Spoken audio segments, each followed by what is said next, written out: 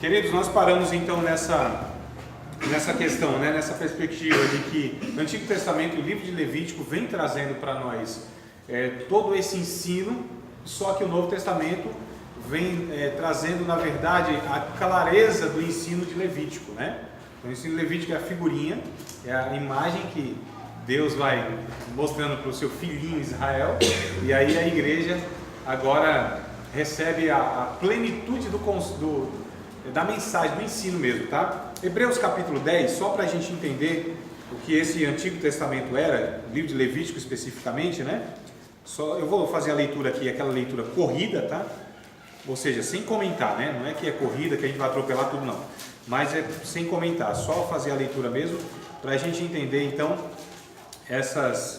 esses pontos aí, essas questões, né? Hebreus capítulo 10, eu vou ler do verso 1 até o 18, só para a gente entender aí essa perspectiva, né?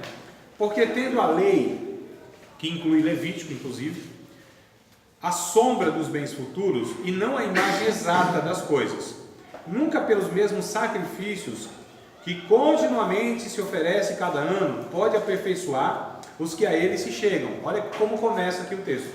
Esse sacrifício que oferecia, nunca puderam tirar pecados, amados. Esse sacrifício nunca, jamais apagaram pecados, jamais. Tudo isso apontava para o sacrifício maior, que era o Cristo. Cristo, vai o texto dizer aqui, sendo oferecido uma única vez, acabou com toda essa necessidade, tá bom? Verso 2, de outra maneira, teriam deixado de se oferecer, porque purificados uma vez os ministrantes, nunca mais teriam consciência de pecado. Nesses sacrifícios, porém, cada ano se faz comemoração dos pecados, porque é impossível que o sangue dos touros e dos bodes tire pecados.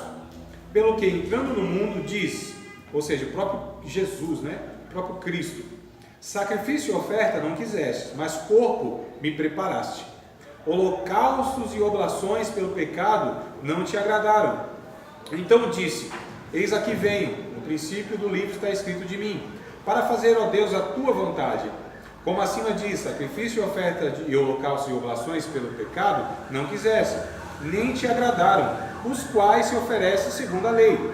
Então disse, eis aqui venho para fazer, ó Deus, a tua vontade. Tira o primeiro, quer dizer, esse Antigo Testamento, esse antigo concerto, todas essas leis, para estabelecer o segundo, ou seja, o novo pacto, a nova aliança, o Novo Testamento, que Jesus disse, no meu sangue é estabelecido, quando ele celebra a ceia, lá no capítulo 26 de Mateus.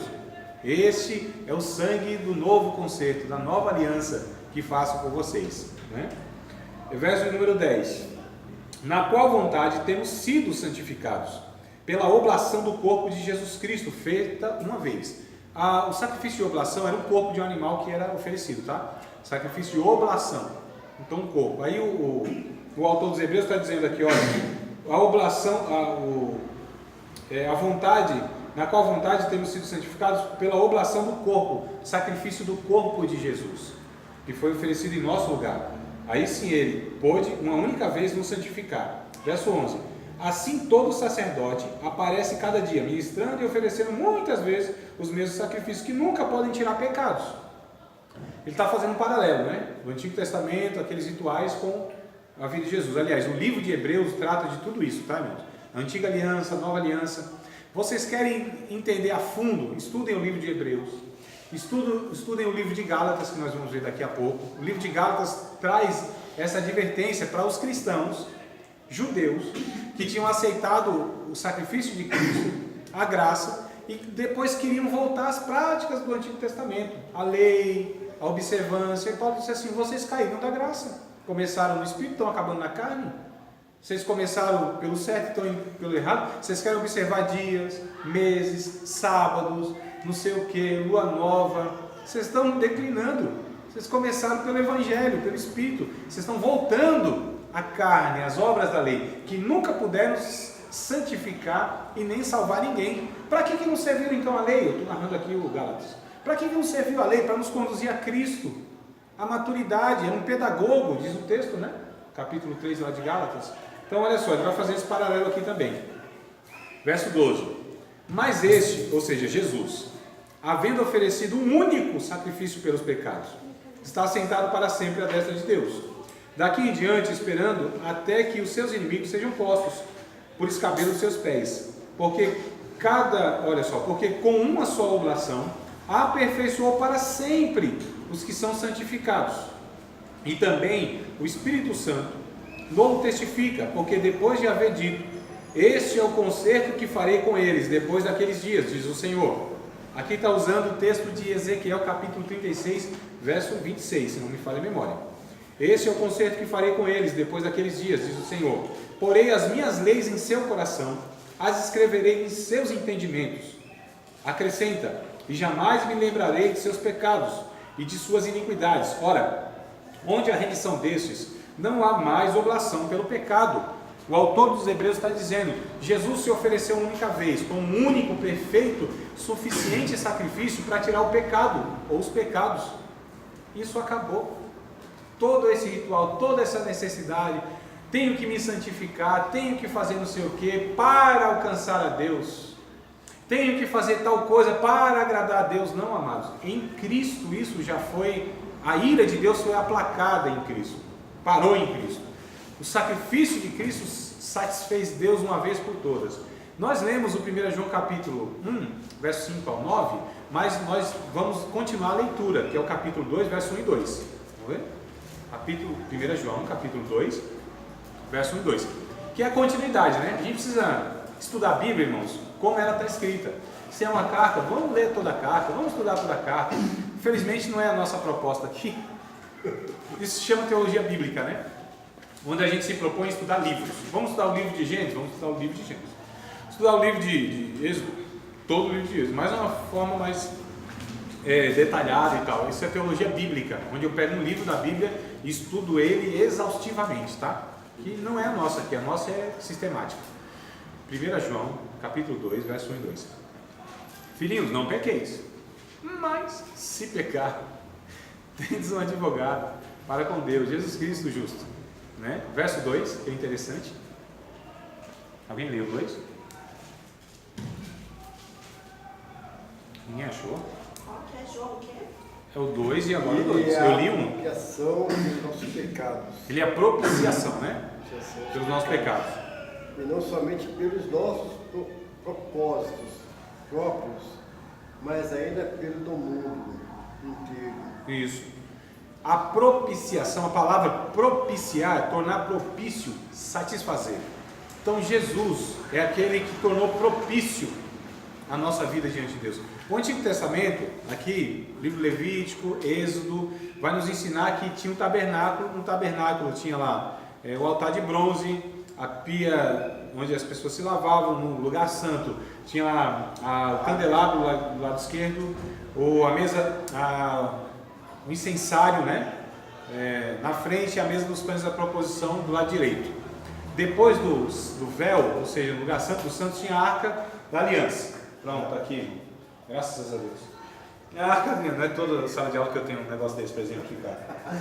Então, olha só, essa tampa aqui é chamada de propiciatório. A tampa, tá? Essa tampa aqui era chamada de propiciatório. Havia os dois querubins, onde na verdade uma asa era ligada à outra.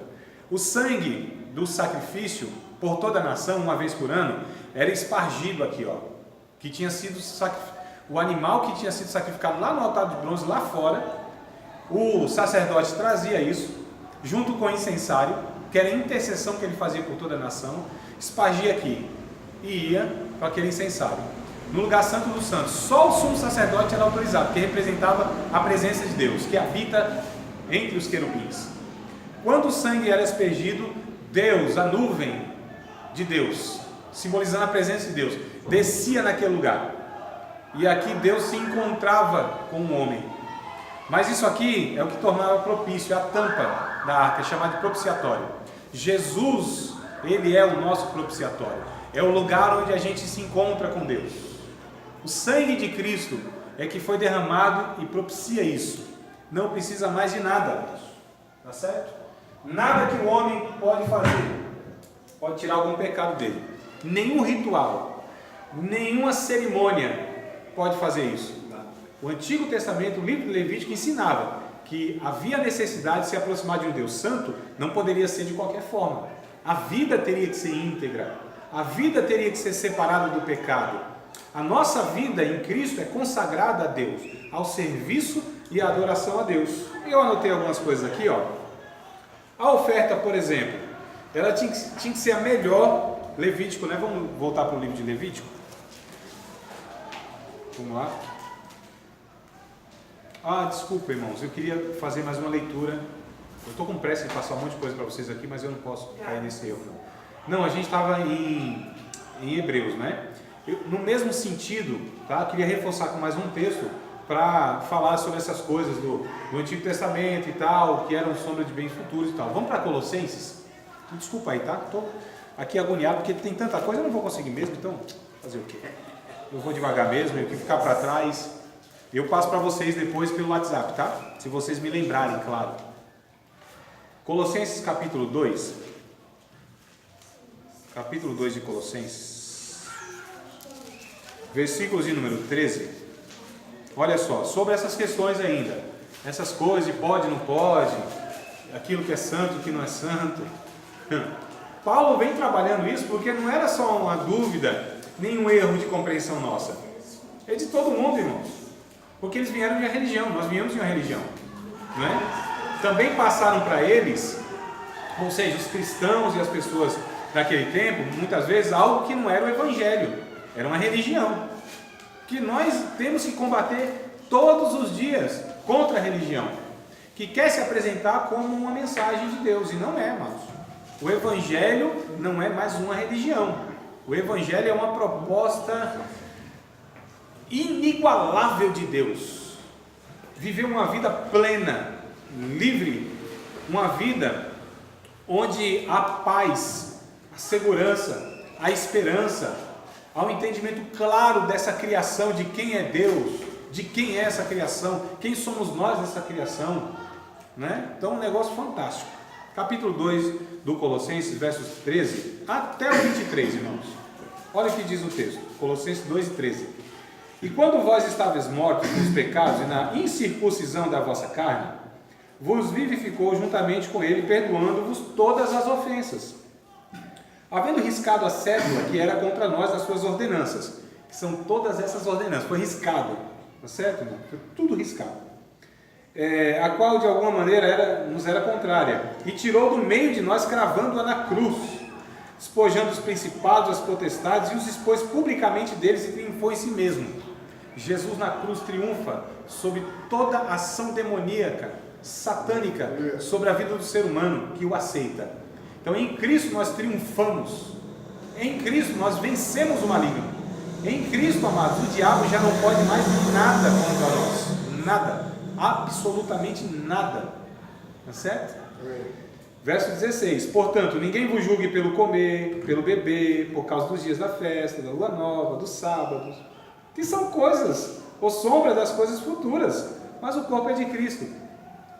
Ninguém vos domine a seu bel prazer, com pretexto de humildade, com o culto dos anjos, metendo em coisas que não viu, estando de balde, em vão, né, inchado na sua carnal compreensão, e não ligado à cabeça, da qual todo o corpo provido e organizado pelas juntas e ligaduras vai crescendo em aumento em Deus.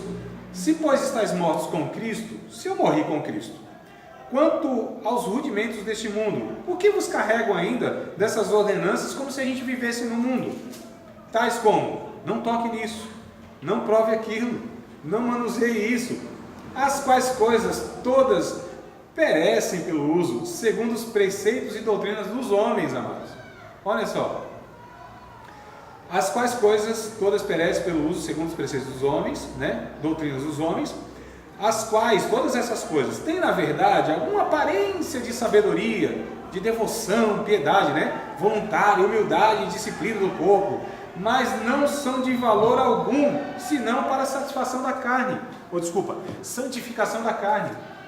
Olha o que Paulo vem tratando, um negócio claro, né? A Bíblia, ela é clara, amados, quando nós a estudamos com paciência, sem as lentes da religião e não procurando alguma coisa para reforçar o que eu quero. Mas a gente está estudando aqui, ó, deixa o Espírito conduzir no nosso coração e na nossa mente. A gente está estudando a Bíblia aqui, querendo ser lido por ela, e não apenas lendo-a. Né? Muitas pessoas leem a Bíblia, mas nunca é lido por ela. Então, nessa mente religiosa, eu sempre vou procurar na Bíblia alguma coisa para reforçar aquilo que eu já entendo que seja. E é possível que eu só alimente o meu erro, alimente o meu equívoco, alimentando minha religiosidade. E aí a Bíblia precisa nos ler, nos transformar, a metanoia, né? Então agora sim nós vamos lá para as ofertas, alguns pontos que eu quero destacar aqui, como essas ofertas deveriam ser, né? Levítico capítulo de número 1, versículo de número 3, olha que coisa interessante. 1 e 3. Se a sua oferta for holocausto de gado, oferecerá macho sem mácula, à porta da tenda da congregação, a oferecerá de sua própria vontade perante o Senhor. Então, tem 3 coisas que eu destaquei aqui. A oferta tinha que ser melhor, um macho sem mácula, né? Um sacrifício do melhor que eu tinha.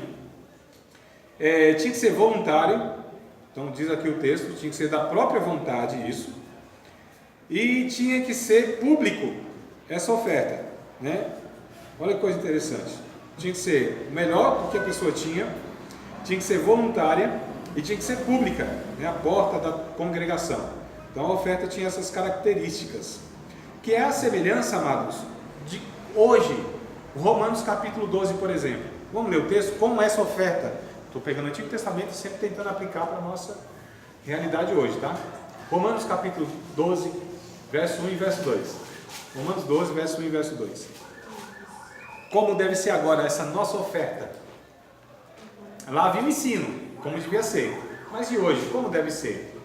Rogo-vos, pois, irmãos, pela compaixão de Deus, que apresenteis os vossos corpos santo e agradável a Deus, que é o vosso culto racional. E não vos conformeis com este mundo, mas transformai-vos pela renovação do vosso entendimento, para que experimenteis qual seja a boa, agradável e perfeita vontade de Deus. Qual é o sacrifício hoje que nós devemos oferecer a Deus?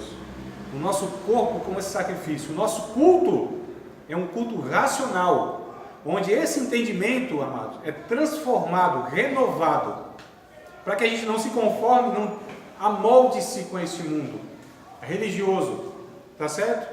Então o nosso sacrifício hoje é a nossa própria vida. Em Cristo nós oferecemos a Deus alguma coisa.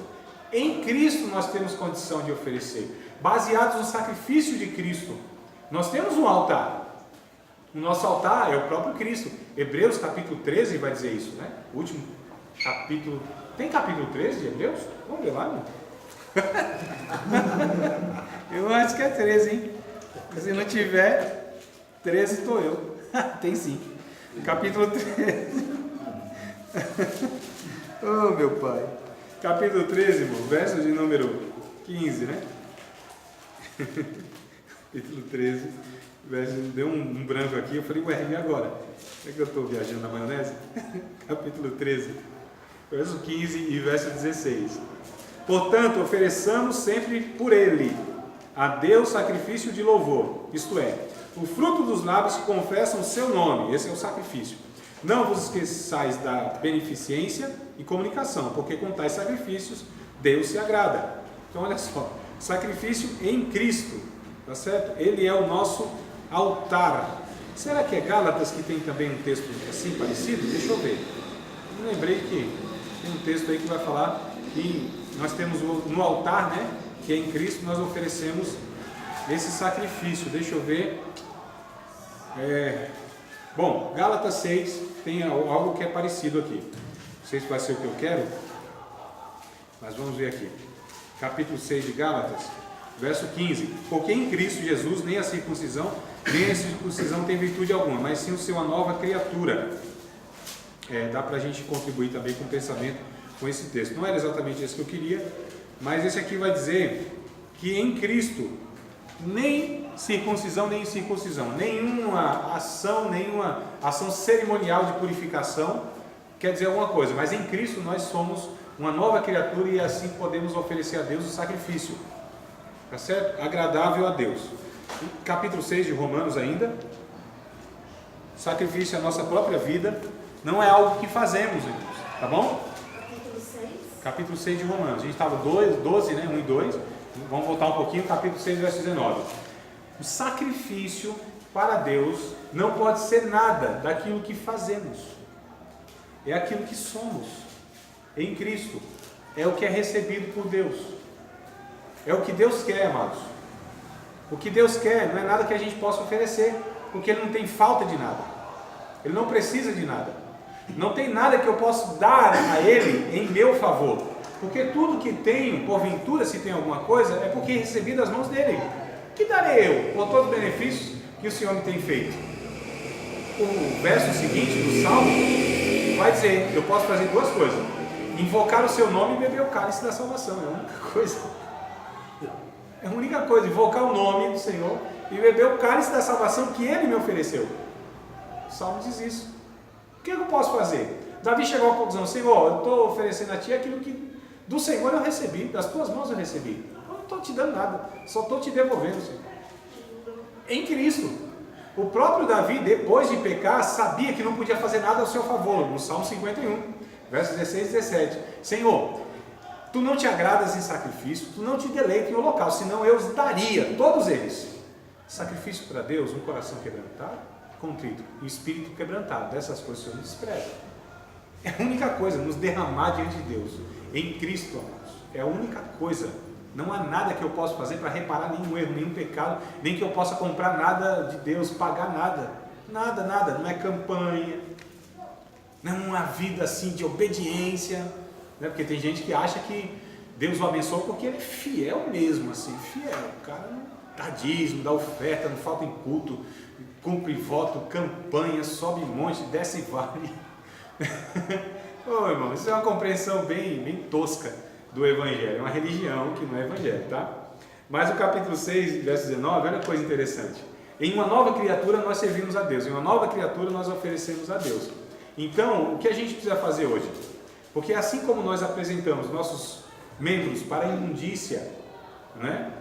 Lá antes de conhecermos a Cristo, agora nós temos que pegar esses nossos membros, nossa própria vida, oferecemos agora na santificação e no serviço a Cristo. É mais ou menos o que diz o texto, não é? Assim como vós apresentaste os vossos membros e... Como que está escrito aí? 9 ou 19? 19. 6 e 19. Falo com palavras bem simples. Ai, não perdi. É isso aí mesmo. Porque vocês ainda são fracos. No passado, vocês se entregaram inteiramente como escravos da imoralidade e da maldade para o mal. Entregue-se agora inteiramente como escravo daquilo que é direito para viver uma vida dedicada a Deus. É que a sua versão está bem diferente do que está na minha cabeça. Né? Em TLH, né? Isso aí em TLH complica minhas aulas. Falo como homem pela fraqueza da sim. vossa carne, Assim. pois que, assim como apresentaste os vossos membros para servirem a imundícia da maldade, para a maldade, assim apresentai agora os vossos membros, né? para serviço à justiça, E a santificação. para a santificação. Isso. Aí. Nossa, Essa aí me complica Eu não tudo. entendo que você lê. Então, olha só. é mais fácil de entender. Para um devocional é bom, mas ela não tem preocupação dos originais. É por isso que, para estudo, a gente não recomenda ela. Né? A Almeida Revista. Depois eu passo para vocês algumas versões que vocês podem adquirir. Baratinho, 10, 12 conto, 15 conto. Bíblia é barato hoje em dia, graças a Deus. Então, olha só. A gente precisa agora entender, amados, com esse ensino de Levítico, que há uma realidade hoje de um sacrifício a Deus, de uma vida exigida, santificada, que na verdade não é o que fazemos, é o que somos. Não é o que a gente oferece, realiza, não é o fazer, é o ser. A Bíblia vai dizer em Mateus, capítulo de número 5, na própria boca de Jesus, verso 23 e 24. Se fores ofereceres alguma oferta a Deus, aí te lembrares que teu irmão tem alguma coisa contra ti, deixa a tua oferta, porque ela não vai ser recebida. Vai reconciliar-te com o teu irmão, depois volta, oferece. Aí Deus pode falar, tudo bem. Amados, não é o que nós fazemos, é o que nós somos. Não adianta falar língua estranha, pregar, cantar, evangelizar, fazer o que for. Se o coração não é um coração limpo, não é um coração santificado, não é um coração onde habita a honestidade, a verdade, a sinceridade, porque é aqui que Deus trabalha, age, julga, sonda, conhece. É aqui, irmãos. É aquilo que é feito de coração. Então não é o que eu faço, é o que eu sou. Então a gente entende que o livro de Levítico está ensinando um bocado de comportamentos que isso vai apontando para aquilo que as pessoas devem ser, na verdade, né? Aquele momento poderia muito bem a pessoa, de uma maneira hipócrita ou só religiosa, cerimonial, fazer essas coisas. Mas Deus conhecia o coração de cada um. É por isso que o Novo Testamento é muito mais duro. As leis do Novo Testamento são muito mais duras do que o Antigo Testamento. Tem gente que acha que é o contrário, né? Nossa, a lei do Antigo Testamento, o cara pecava, morria, apedrejado, queimado, fulminado e não sei o que mais. Amado, se fosse pego, se o cara não fosse pego, não era? Se fosse pego, acabou com a botija, era pedrada. E se não fosse? Agora Jesus disse assim, os antigos disseram, aquele que matar morre também. Eu, porém, vos digo, aquele que no seu coração desejar e odiar o seu próximo, já cometeu homicídio, já é passível e é réu do fogo do inferno. E aí ninguém escapa da sondagem do evangelho no coração, ainda que ninguém veja, mas o Espírito Santo está lá, a verdade está lá. Então a lei do Novo Testamento ela é muito mais dura e eficaz e trata da raiz, não é do leite derramado. Vai na raiz. Onde é a raiz do homicídio, do assassinato? É no ódio? É no ódio que cresce. Onde é a raiz do adultério? É na cobiça dos olhos. Não é? Então o evangelho é muito mais profundo, eficaz, mata o pecado dentro do pecador. O Antigo Testamento matava o pecador e o pecado não matava. É sério, não é verdade? Então olha só, a gente entende, amados, que havia essas questões aí. É interessante observar, eu anotei aqui, que não havia nenhuma oferta, do capítulo 1 ao capítulo 7, tem oferta para um monte de ocasião. Oferta para o pecado voluntário não tinha. Só premeditou o pecado, não tinha oferta. Não tinha absorção. Tá certo? Números capítulo 15, verso 30. Eu achei uma expressão muito interessante na Bíblia.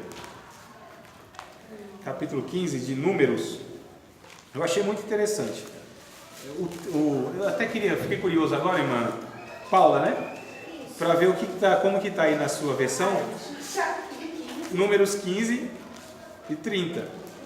Porque aqui a minha, e acredito que a dos demais irmãos vão estar parecido ou igual, que diz assim, Números 15, versículo de número 30, né? Terceiro livro da Bíblia. Quarto livro da Bíblia, melhor dizendo. Números, passa aí, depois Levítico. Capítulo 15, verso 30, né?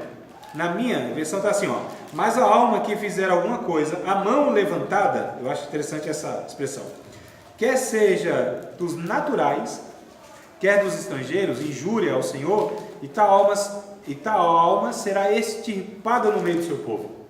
Como que está aí? Mas quem pecar de propósito, tanto o israelita de nascimento como o estrangeiro será culpado de ofender a Deus, o Senhor. Essa pessoa será morta. De propósito, né? A mão levantada, o texto é mais ou menos assim, estou pecando. É assim mesmo, estou pecando, essa é a expressão. Eu estou pecando mesmo. É voluntário, de propósito, premeditado. Eu pensei naquilo, maquinei aquilo, vou fazer mesmo. Não tinha oferta para isso. É o premeditado, é o maquinado. Não tinha oferta. Sabe por quê? Porque esse coração e essa pessoa já estava declarando uma rebelião diante de Deus. Lembra Corá, Datã, Abirão, próprio número? Lembra daqueles que se voltavam assim em rebelião diante de Deus? É mais ou menos, eu não vou tratar agora. Esqueça que eu não vou falar mais nenhuma vírgula desse assunto. É mais ou menos a blasfêmia contra o Espírito Santo. Que poucas pessoas entendem de fato o que é a blasfêmia contra o Espírito Santo. A gente vai estudar isso, não se preocupe, é uma matéria adequada. A blasfêmia contra o Espírito Santo, que resumidamente, amados, tem outras coisas para tratar, resumidamente, é uma pessoa que decide se rebeliar contra Deus, conhecendo Deus, experimentando a regeneração, tendo o Espírito Santo na sua vida, conhecendo a palavra de Deus como poucos, essa pessoa mesmo assim, ela decide se rebelar diante de Deus, não é um ato, é uma atitude, uma postura que ela toma teimosamente, conscientemente, ela endurece o seu coração, ela cauteriza a sua consciência, fica insensível à ação do Espírito Santo. Então essa pessoa se rebelou contra Deus, e aí o Hebreus, tanto o capítulo 6 quanto o capítulo 10, vem trazendo esses textos que a gente vai trabalhar em outra ocasião. Eu só coloquei aqui para ter uma noção. Não tinha oferta nenhuma, não tinha o que fazer, tá certo? Se rebelava contra Deus. Já era poderoso. Sim. Ó, então, o sistema sacrificial nós estudamos aqui de uma maneira até superficial, 1:7. Eu quero falar sobre o sacerdote do capítulo 8, o 10 agora, né? O sacerdote. Eles eram escolhidos, capítulo 8, verso 1. Eles eram santificados, capítulo 8, verso 6. Eles recebiam vestidos diferenciados, capítulo 8, verso 10 ao 22. Então, esses sacerdotes eram pessoas tiradas dentre a tribo de Levi, ou seja, dentre o povo de Israel, escolhidos para serem modelos de santidade para que o povo pudesse imitar. Então, era um padrão que Deus colocava sobre eles. E aí, de uma maneira visível, Deus, então, os escolhia, os separava. Eles tinham um ritual diferenciado, onde eram ungidos na orelha direita, polegar direito da mão e no dedão do pé direito. Tudo lá direito. Tudo lá direito. Eram ungidos, né? Com esse óleo. Simbolizava de fato a ação santificadora do Espírito Santo sobre as suas vidas. Então essas pessoas foram pegadas como modelo para que pudessem dar exemplo. E nós entendemos hoje então que todos os cristãos devem ser esse modelo. Não são os líderes. Não são os sacerdotes, mesmo porque não tem no Evangelho sacerdote, tá certo? Que representa os outros. Nós somos um reino de sacerdotes. Todo o povo é chamado, novamente, que era o princípio, para serem esse povo santo, esse reino sacerdotal. Essas pessoas para oferecerem a Deus um sacrifício, né? Eu vou aqui dar uma adiantada e pular um bocado de coisa que eu ia falar para vocês, só para a gente ver se consegue concluir alguma coisa aqui. Então, depois da vinda de Cristo, tudo muda, tudo muda, tudo. Não há mais nenhuma pessoa que se coloque entre Deus e essa pessoa, né? Somente o próprio Cristo, né? Hebreus capítulo 7, verso 1, por exemplo, anotando aí. Hebreus capítulo 1, verso 3. Hebreus capítulo 5, verso 1 ao 10. Hebreus 7 e 25, olha, tudo em Hebreus, está tratando sobre essas questões mesmo, esse paralelo aí. Então, Hebreus 7, 1, Hebreus 1 e 3, Hebreus 5, 1 ao 10 e Hebreus 7, 25. Está tratando tudo que Jesus é esse sacerdote. Jesus é esse que agora se ofereceu e intercede por nós. E todo cristão, sem exceção alguma, pode se achegar a Deus por meio de Cristo. Tá certo? Não precisa de pastor, de professor, de profeta, de intercessor, de ninguém. Ele tem acesso direto pelo sangue de Cristo, por causa da intercessão e do sacerdócio. Capítulo 7, verso 25, por exemplo, de Hebreus, vai dizer que ele está no céu, intercede por nós eternamente. É interessante essa expressão aí, né? Então mudou o sacerdócio, o que muda? A lei, não é o que diz a Bíblia? Alguns dizem assim, mudando o sacerdote muda a lei. Não, a Bíblia está escrito mudando o sacerdócio. É porque mudou. Jesus não vem da linhagem de Levi. Jesus ele não é necessário que ele se enquadre naquelas exigências lá da tribo de Arão. Ele é da tribo de Judá. Ele, na verdade, é a semelhança do Melquisedeque, é o que diz o texto de Hebreus, que não tem começo de dias nem princípio de dias, é antes da lei de Moisés, é antes de todas as coisas, é segundo a ordem de Melquisedeque, segundo esse sacerdócio de Melquisedeque, que era figura de Cristo. Melqui, rei, Sedeque, justiça, que é rei de Salém, que é rei de paz. Capítulo 7 de Hebreus está escrito tudo isso que eu estou falando aqui. Vai detalhando, muito interessante estudar, né? Esses pontos aí. Então, amados, depois da vida de Cristo, não há mais essa necessidade. Os regulamentos, né? Capítulo 11 ao 27. E aí vai trazer, não vou falar disso, não vai dar tempo. Só vou concluir então, sobre o sacrifício do sacerdote. 1 Pedro 2, 5 e 9, capítulo 2, verso 5 e verso 9. Vai dizer, vós, como pedras que vivem, Deve estar sim na sua Bíblia, nas demais não deve estar não. Pedras vivas, né? Deve estar. Nas nossas deve estar pedra viva. Vós como pedras vivas, sois edificado casa espiritual para oferecer sacrifícios agradáveis a Deus por Jesus Cristo. A tua irmã, Paula, deve estar pedras que vivem. Se não tiver em outra versão, está isso porque é a tradução melhor. Pedras que vivem. Então nós somos essa casa espiritual, onde o Espírito habita. Nós, todos os cristãos, Pedro está dizendo, como pedras vivas, somos edificados casa espiritual, para ofereceres a Deus sacrifício por Jesus Cristo. Verso 9: vós sois sacerdócio real, nação santa, povo adquirido, para anunciar as virtudes daquele que nos chamou das trevas, para a sua maravilhosa luz. Todos nós somos profetas e boca de Deus, sacerdócio de Deus. Reis representam Deus aqui na terra. Apocalipse 1:6: nós somos feitos um reino de sacerdotes. Olha só, amados, o Evangelho nos traz essa notícia assim, linda, que o Antigo Testamento, por figura, sombra, por tipo, ia mostrando, e Deus ia escolhendo um ou outro para dar o exemplo, para falar, ó, o que eu quero de vocês está lá na frente. Jesus vai possibilitar isso. Esses sacrifícios, essas regras, na verdade, era Deus preparando a mente e o coração do ser humano para receber a plenitude da revelação do Evangelho, que é o próprio Cristo, nos fazendo essas pessoas que Deus sempre quis, gente que poderia se aproximar dele, que não tinha condição, mas pelo sacrifício de Cristo pode, que pode viver uma vida santa pela ação do Espírito Santo na sua vida, que podem, amados, viver em paz agora, não tem conflito diante de Deus. O Romanos 5:1 vai dizer, sendo pois justificados pela fé, tem de paz com Deus. Não há mais essas paranoias, esse negócio que a gente estava falando aqui, ah meu Deus, e agora a mão de Deus vai pesar, o cão está atrás de mim, e não sei o que, pequei, e agora, quem poderá nos defender? Jesus, amados, tá bom?